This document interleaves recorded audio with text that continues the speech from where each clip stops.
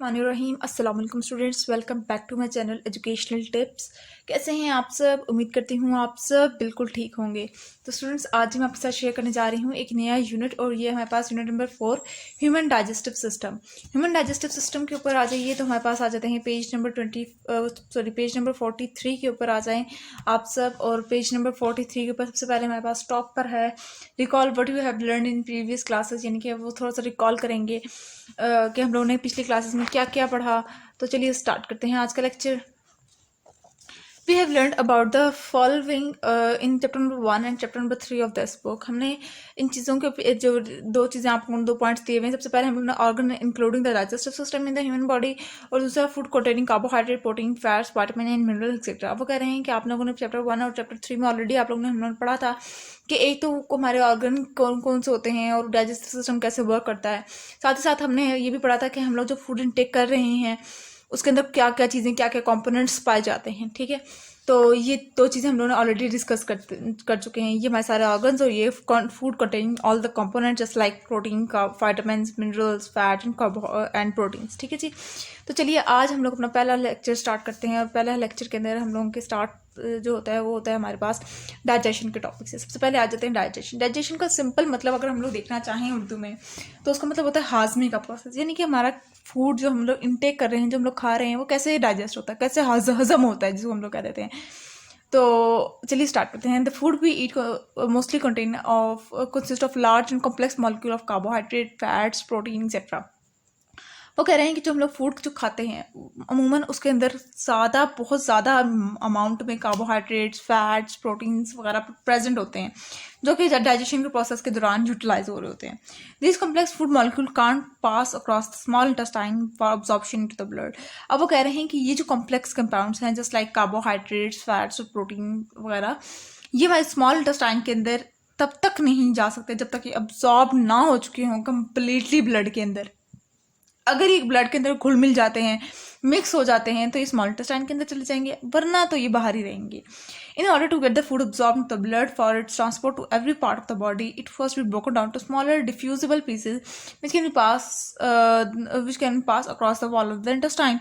अब वो कह रहे हैं कि अगर हमें ये वाला प्रोसेस समझने कि अगर स्मॉल इंटेस्टाइन में इन कंपोनेंट्स ने जाना है तो इन लार्ज कंपोनेंट्स को स्मॉलर कंपोनेंट्स में, यानी कि बड़े पीसेस को छोटे पीसेस में डिवाइड होना है, और उनको छोटे पीसेस में ऐसे डिवाइड होना है कि वो इनविजिबल हो जाएं, ताकि वो स्मॉल इंटेस्टाइन की वॉल के अंदर इंटर हो सकें। The process during which large and complex food molecule are broken down into such smaller pieces which passes across the wall of the small intestine and absorb into the blood is called digestion of the food। अब ये process जिसके अंदर large यानी बड़े बड़े molecule छोटे और smaller size में कन्वर्ट हो जाते हैं और फिर वो ब्लड के अंदर डिजॉल्व हो जाते हैं, उस प्रोसेस को हम लोग क्या कहते हैं? इस होल प्रोसेस को हम लोग डाइजेशन का प्रोसेस कहते हैं। ठीक है, उसके बाद the complete digestion of food comprise of two process, i physical digestion and chemical digestion. अब वो कह रहे हैं कि ये जो डाइजेशन का जो प्रोसेस है ये फर्दर हमारे पास दो चीज़ों में सब डिवाइडेड है।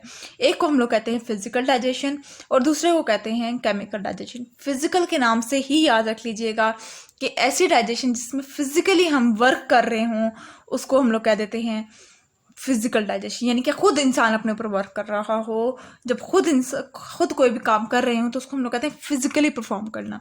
केमिकल से ही हम लोग डिटेक्ट करते हैं कि इसमें कुछ केमिकल्स इन्वॉल्व होंगे इस डाइजेशन के प्रोसेस में, तो जिस डाइजेशन के प्रोसेस में कुछ केमिकल्स इन्वॉल्व हो रहे होंगे उसको हम लोग क्या कह देंगे? उसको हम लोग केमिकल डाइजेशन का नाम दे देंगे। नेक्स्ट पेज पे आ जाएंगे, डिटेल में बताते हैं वो लोग। देखते हैं बुक हमें क्या बता रही है। The crunching of large food molecule into smaller pieces is called physical digestion. In the oral cavity, large food molecules are chewed and crushed into smaller pieces with the help of teeth and tongue. Muscular wall of stomach also break down the food into smaller pieces. अब वो कह रहे हैं कि physical digestion क्या है, जिसके अंदर लार्जर मॉलिक्यूल छोटे छोटे पीसेस के अंदर डिवाइड हो रहा है by chewing process, crunching process, छोटे यानी कि चुबाने के थ्रू। ठीक है, उसको हम लोग क्या कह रहे हैं? Physical digestion. इसकी मिसाल इस तरह से ले, मोस्ट कॉमन एग्जांपल और only one example is taken, that is कि देखिए जब हम लोग फूड इनटेक करते हैं अपने माउथ के अंदर तो हम लोग अपने टीथ से उस उस फूड को हम लोग छोटे छोटे पीसेस में कन्वर्ट करते हैं अपने टीथ के थ्रू, ठीक है, वो फिर हम लोग स्वेलो कर जाते हैं, निगल लेते हैं, and then further digestion take place. तो सबसे पहले हमारे माउथ से डाइजेशन शुरू हो जाते हैं, तो उस डाइजेशन को क्या कहते हैं हम लोग फिजिकल डाइजेशन का नाम दे देते हैं। And next is about chemical digestion, the changing of non-diffusible food molecule into diffusible or soluble food molecule with the help of some chemical substances called chemical digestion। अब वो कह रहे हैं कि वो चेंज जिसके अंदर जो नॉन डिफ्यूजिबल यानी कि वो ऐसे फूड मॉलिक्यूल जो कि डिफ्यूज ना हो सके, जो कि फर्दर छोटे छोटे मॉलिक्यूल में ना हो सकें, वो फिर सर्टन केमिकल्स के थ्रू डिफ्यूजिबल मॉलिक्यूल यानी और छोटे छोटे मॉलिक्यूल के कुछ केमिकल्स के थ्रू छोटे छोटे मॉलिक्यूल्स में कन्वर्ट हो जाए, उसको हम लोग क्या कह देते हैं, उसको हम लोग केमिकल डाइजेशन कह देते हैं। Enzyme are special type of protein in our body that speed up the different chemical process. Enzyme एक हमारे बॉडी के अंदर एक टाइप ऑफ प्रोटीन है जो कि क्या करता है, सर्टेन केमिकल प्रोसेसेस को स्पीड अप करता है। MLAs, lipase, protease are the example of some enzyme that are involved in digestion of food।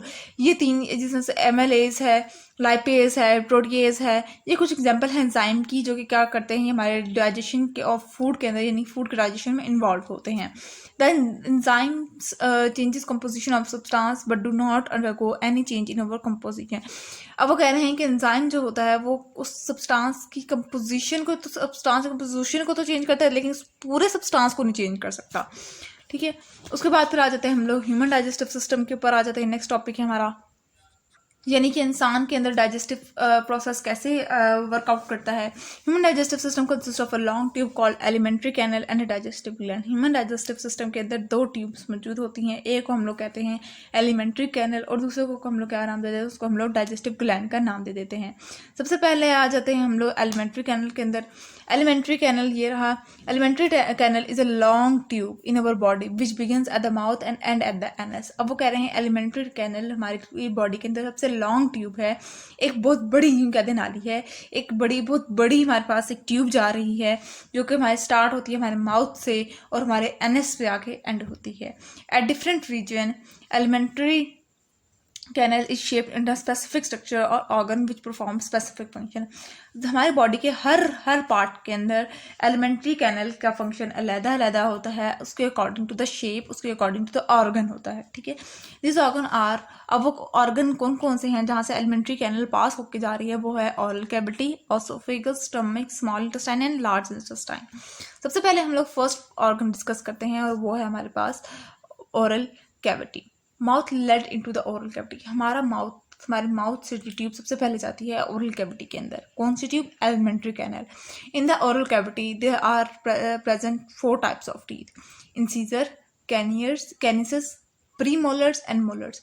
अब ओरल कैविटी के अंदर हमारे पास 4 टाइप ऑफ टीथ आते हैं। एक को हम लोग कहते हैं इंसीजर्स, दूसरे को कहते हैं कैनियस, तीसरे को कहते हैं प्रीमोलर्स और fourth one named as molars which cut and grind the food during chewing action. अब इन 4 टाइप ऑफ टीथ का फंक्शन क्या है? इनका एक ही काम है कि ये जो हमने फूड इनटेक किया है उसको च्यूइंग के प्रोसेस के थ्रू यानी चबाने के प्रोसेस के थ्रू ये हम लोग निगल लेते हैं। At floor of the oral cavity there is a tongue. अब हमारे ये टंग होती है, इसको ये क्या है, ये ओरल कैविटी के टॉप मोस्ट पार्ट है विच हैज़ टेस्ट बर्ड, और उसके ऊपर क्या है हमारे पास टेस्ट बर्ड जिसके थ्रू हम लोग कोई भी चीज़ चख लेते हैं, हमें सेंस हो जाती है कि इसका टेस्ट कैसा है, to taste different kind of food, ठीक है। किसी भी डिफरेंट काइंड ऑफ फूड को टेस्ट करने के लिए हम लोग क्या यूज़ करते हैं, टेस्ट बर्ड है हमारे टंग के ऊपर मौजूद हैं। There are 3 pairs of salivary gland which open to the oral cavity to secrete saliva। अब वो कह रहे हैं हमारे पास 3 पेयर हैं salivary gland के जो कि oral cavity के अंदर से ओपन होते हैं और जो कि हमारे पास सलाइवा यानी कि हमारे थूक निकालते हैं, ठीक है। इनका काम क्या होता है, हमें थूक प्रोवाइड करना। हम लोग देखिए हमारे यहाँ सलाइवा कंटिन्यूसली चल रहा होता है जुबान के ऊपर, टंग के ऊपर, ठीक है। ये कहाँ से आ रहे हैं, salivary gland से आ रहे हैं। Chewing activity mixes saliva into the food to make it soft. अब वो चूइंग एक्टिविटी के अंदर यानी फूड के साथ सलाइवा मिक्स होता है और फिर वो फूड सॉफ्ट हो जाता है हमारे यहाँ। The well chewed and soft food is swallowed in the oesophagus through larynx. अब वो कह रहे हैं कि वो फिर ओसोफेगस होता है लेरिक्स के अंदर जाता है, larynx serve as a passage for food to enter to the oesophagus. अब फेरिंक्स जो है वो क्या करता है, वो फूड को एक रूट देता है कि वो ओसोफेगस के अंदर इंटर हो सके, and for air from the nose to enter to the larynx. और जो एयर है नोज से वो कहाँ पे इंटर हो जाती है, वो हमारे पास लिरिक्स के अंदर इंटर हो जाती है। ठीक है जी, तो यहाँ पे आज का लेक्चर खत्म करते हैं। आई होप आपको आज का लेक्चर समझ आ गया होगा। अगर आज का लेक्चर आप सबको समझ आ गया है तो मेरे चैनल को सब्सक्राइब कर दीजिएगा, वीडियोस को लाइक कर दीजिएगा और साथ साथ बेल आइकन को प्रेस करना मत भूलिएगा। इससे मेरे आने वाली हर लेटेस्ट अपडेट सबसे पहले आप तक पहुंचेगी। मिलती हूँ किसी वीडियो में। दुआओं में याद रखिएगा, अपना ख्याल रखिएगा। अल्लाह हाफ़िज़।